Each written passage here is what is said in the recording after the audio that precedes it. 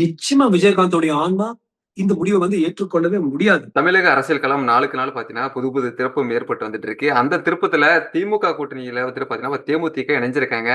இத எப்படி பார்க்குறீங்க? தமிழக பாஜகவ பொறுத்தவரைக்கும் விஜயகாந்தோட ஆன்மா வந்துட்டு அத ஏற்றுக்கொள்ளாது அப்படின்னு சொல்லி ஒரு கருத்து தெரிவிச்சிருக்காங்களே, உங்களோட பார்வை என்ன சார் இதுல? நிச்சயமா விஜயகாந்தோடைய ஆன்மா இந்த முடிவை ஏற்றுக்கொள்ளவே முடியாது. 2006ல அவர் அரசியலுக்கு வரும்பொழுது நாங்கலாம் பார்த்துட்டு இருந்தோம். 20 வருஷத்துக்கு முன்னால. என்னடா இவரு எல்லாத்தையும் விட்டுட்டு இப்படி வராரேன்னு. 2006ல அவருடைய ஆரம்ப கட்டம். எல்லாரும் நினைச்சிட்டு இருந்தோம், என்னடா ஒரு நடிகர் திடீர்னு வராரேன்னு. ஓரளவுக்கு ஜெயிச்சாரு. தமிழகத்த ஒரு 3வது அரசியல் சக்தின்னு திகழ்ந்தார். 2011ல 29 சீட் எடுத்து சட்டசபை தேர்தல்ல ஒரு சிக்னிபிகன்ட் ஃபோர்ஸ் 2வது ஃபோர்ஸ் ஆகி வேணும்னா அவர் ஜெயலலிதாவோட சேர்ந்து அம்மாவோட சேர்ந்து ஒரு மந்திரி ஆயிருக்கலாம். அப்படி இல்ல, நான் தனியா நிக்கிறேன், ஒரு எதிர்கட்சியோட தலைவனா நிக்கிறேன்னு 2011ல இருந்து 2016ல இருந்த விஜயகாந்த் எப்படி அவருடைய ஆன்மா சந்தோஷமா இருக்கும்? எந்த திமுகவை மீண்டும் மீண்டும் ஒரு தீய சக்தி, குடும்ப ஆட்சி, குடும்ப ஆட்சிக்கு தமிழன் என்னைக்கும் அடிபணிய மாட்டான் என்று ஒவ்வொரு கூட்டத்திலையும் பேசிய விஜயகாந்த் உடைய ஆத்மா எப்படி சாந்தி அடையுங்க? டக்குன்னு அவங்க கிட்டே போய் நம்ம அடிபணிஞ்சா. சோ இது ஒரு அரசியல் போர்க்களத்துல தேவையில்லாத ஒரு திருப்பம், அன்னெசரி. அண்ட் இது மாதிரி மிசஸ் விஜயகாந்த், லதா அவர்கள், பிரேமலதா அவர்கள் இந்த முடிவை எடுத்ததுக்கு எங்க எல்லாருக்கும் அவ்வளவு பெரிய ஒரு உடன்பாடு இல்லை. ஆனால் ஒழுங்கா கூர்ந்து கவனிச்சீங்கன்னா விஜயகாந்த் ஐயாவும் பிரேமலதா அம்மா அவங்களுடைய ஆண்டாள் ஆண்டாள் அழகர் கல்லூரி இருந்துச்சு. மதுராந்தகம் கிட்ட இருக்கிற ஆண்டாள் அழகர் கல்லூரி அதை வித்ததுனால பொருளாதார பைனான்சியலி ஓகே ஆயிட்டாங்க. யார் அதை வாங்கினாங்க?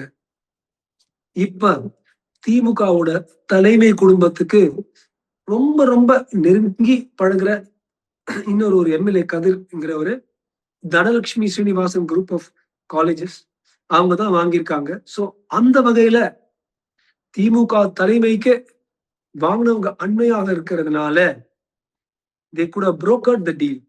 இதனால அவங்க கிட்ட இல்லைன்னு இவங்களால சொல்ல முடியாம அவங்க திமுக கிட்ட போய் சேர்ந்திருக்கலாம். அதாவது அந்த நட்பை பராமரிச்சு அவங்களுக்கு உதவுனாங்கிற காரணத்தினால அவங்க போயிருக்கலாம். இப்ப கூட நீங்க எல்லாரும் ஆர்டிஐல போனா இல்ல போட்டீங்கன்னா அல்லது மதுராந்தகம் போனா விஜயகாந்தோடைய ஆண்டாள் அழகர் காலேஜோடைய நியூ ஓனர்ஸ் புது எஜமானிகள் Dhanalakshmi Srinivasan group of colleges.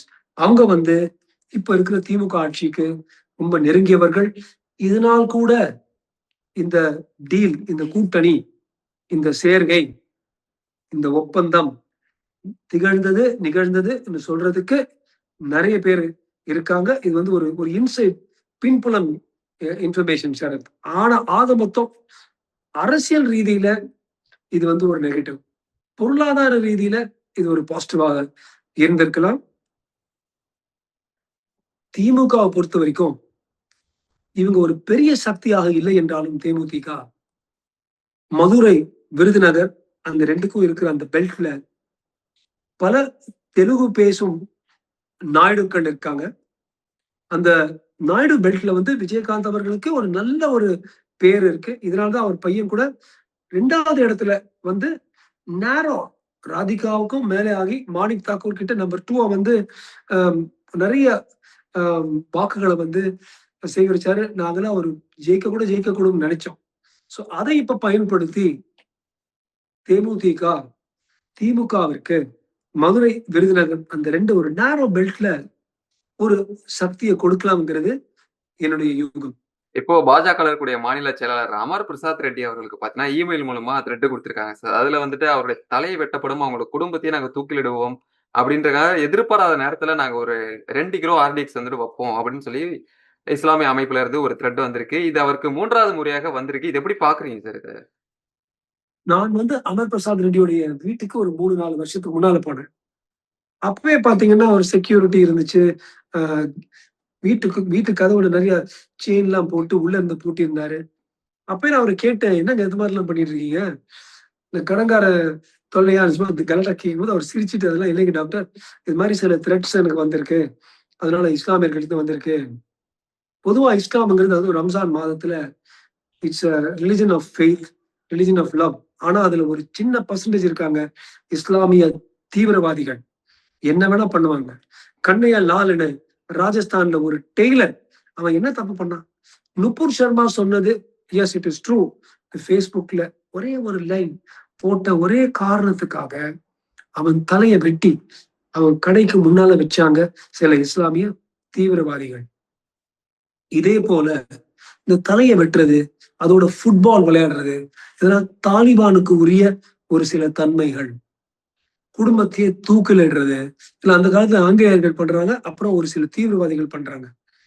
எந்நாளும் ஒரு தமிழன், ஒரு இந்தியன்ங்கிற முறையில இப்படிப்பட்ட வயலன்ஸ், வன்மத்துக்கு, வன்முறைகளுக்கு நம்ம வந்து இடத்த கொடுக்க கூடாது. இப்படி செய்தவர்களை வந்து அப்படி செய்ய வந்து துணிகிறவர்களை கடுமையாக கடுமையாக தண்டிக்கணும். இதை வந்து நம்ம சென்னை மாநகர ஆளுநர், போலீஸ் கமிஷனர் பர்சனலா எடுத்து இந்த இமெயில் ட்ராக் பண்ணி ஐபி அட்ரஸை கண்டுபிடிச்சு, அல்லது அப்பப்போ போன்ல வருதுன்னா அந்த ஐஎம் அட்ரஸ் இருக்கும் ஒரு போனுக்கும் ட்ராக் பண்ணி யாரா இருந்தாலும் அவங்களை இழுத்துட்டு வரணும். இது வந்து போலீஸுக்கு வந்து நான் ஒரு பாஜக ஒரு செயலாளர்ங்கிற முறையில் நான் சொல்லல. ஒரு இந்தியன், ஒரு தமிழன், இந்தியன் சிட்டிசன் என்கிற முறையில நான் வந்து முறையிடுறேன். நிச்சயமா இது மாதிரி வன்மம், இந்த அச்சுறுத்தல், இதுக்கெல்லாம் அமர் பிரசாத் ரெட்டி மட்டும் இல்ல, ராஜ்குமார் கூட, பாஜக இருக்கிற அத்தனை பேரும் என்றும் என்றும் இதற்கு இடம் கொடுக்க மாட்டாங்க. எல்லாருக்கும் தெரியும். திருப்பரங்குன்றத்துக்காக 2013 சண்டை போட்ட ராஜகோபால் வீட்டுக்கு வராரு. மனைவிக்கு முன்னால 4-5 பேரு வெட்டி வெட்டி வெட்டி ஒரு பீஸ் பீஸா ஆக்கி உள்ள போயிட்டு அப்புறம் வெளியில வந்துடுறாங்க. ஏன்னா அந்த எவிடன்ஸ் ஃபைலிங் சரியில்லை. டெக்னிக்கல் பார்ட்டிக்கு வெளியில வராங்க. அந்த டெக்னிக்கல் காரணங்களுக்கு இது மாதிரி அநியாயமா கொலை செய்வர்களை வெளியில விடும்போது அவங்க திருப்பியும் கொலை செய்வாங்க. So justice should prevail in correct manner. அநியாயமா இந்தியாவில எப்படின்னா 10,000 பேர் தப்பிச்சிட்டு போனா கூட பரவாயில்ல, ஒரு நிரபராதி தூக்கில் கூடாது, தூக்கில் இடப்படக்கூடாதுங்கிற அந்த அடிப்படையினாலதான் இப்பேற்பட்ட டெத் த்ரெட்ஸ் இன்னைக்கும் வந்துட்டு இருக்கு. இதை வந்து நம்ம ரொம்ப சீரியஸா நம்ம போலீஸ் எடுக்கணும், நடவடிக்கைகள் எடுக்கணும், சம்பந்தப்பட்டவர்களை பிடிக்கணும் என்கிறது நான் அடிச்சு சொல்ல வேண்டிய ஒரு விஷயம். தகவல் கொடுத்தமைக்கு மிக்க நன்றிங்க சார். நன்றி சார். நேர்களுக்கும் நன்றி. வணக்கம். ஜெய்ஹிந்த்.